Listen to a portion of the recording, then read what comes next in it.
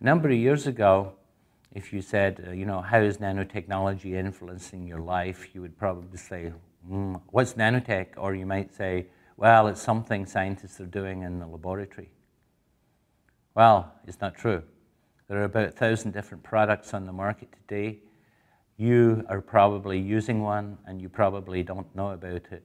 So in this lecture, what I'd like to introduce to you is where nanotechnology is these days in your food, in your clothes, wherever, and give you some outlook onto the potential benefits, but also the potential risks of this.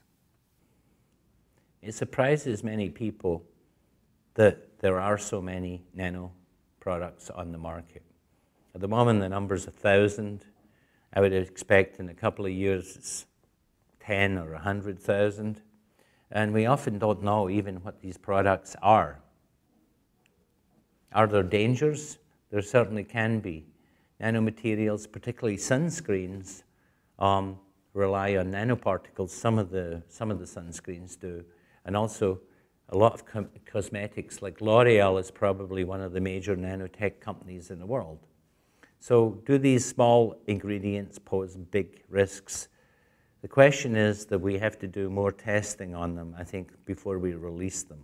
And at the moment, there is no need in the United States to label a product that says this hot dog contains nanoparticles. And some nanoparticles do. Some hot dogs do contain nanoparticles, by the way. There is a group called ETC, which is very much against nanotechnology, ETC, and if you look it up on the web, you will find several documents about the dangers of nanotechnology. And one of the this is from their book. It says, out of the laboratory and onto our plates. Nanotechnology exists in food products and also is used in our agriculture. So let's look at some food and agricultural examples. One of the interests of food companies are to make interactive, personalized foods. That means the food is designed specifically for you. It's not just some generic hamburger. It's like your hamburger. It contains nutrients.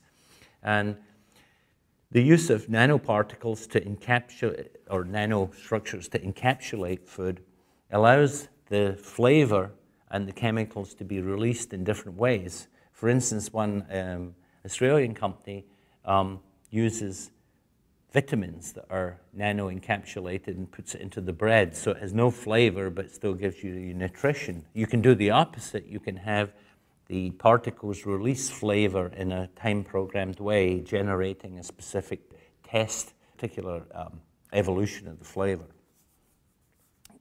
Other examples are edible nano wrappers, which people say will reduce, environmental waste and pollution. The use of nanosensors.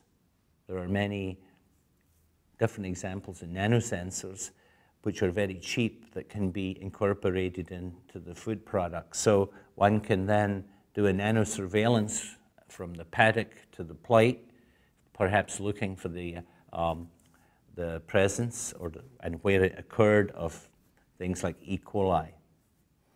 And in agrochemicals, the ability to, for instance, take a pesticide and coat it in such a way that it does not interact too much with the plant, but attracts insects, is also being pursued. So if we look at nanoproducts on the market today, cooking oils containing nanoparticles with vitamins, health supplements, diet products, soft drinks, dairy and bakery products, food processing aids. These are some examples of where you use nanoparticles. If you look at antibacterial properties, kitchenware, packaging such that if you buy something, it never appears to go rotten. It just is antimicrobial in nature. And there is a lot of interest in the agrochemical industry as well.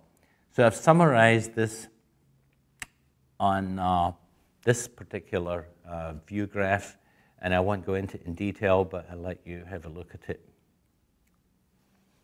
One of the spookiest products I came across was Slim Shake chocolate. So this chocolate has very low calorie content, and the reason is that it contains mainly silica nanoparticles. And who knows what silica nanoparticles do for you in the long time, but they coat that with chocolate. And so you believe that you're, let's say, having this nice shake, it's very thick and it has a lot of chocolate in it, but in actual fact it's silica particles because you're only tasting the coating on the nanoparticle. I don't recommend that you try it. So a lot of people in the world today are against nanotechnology being incorporated in food.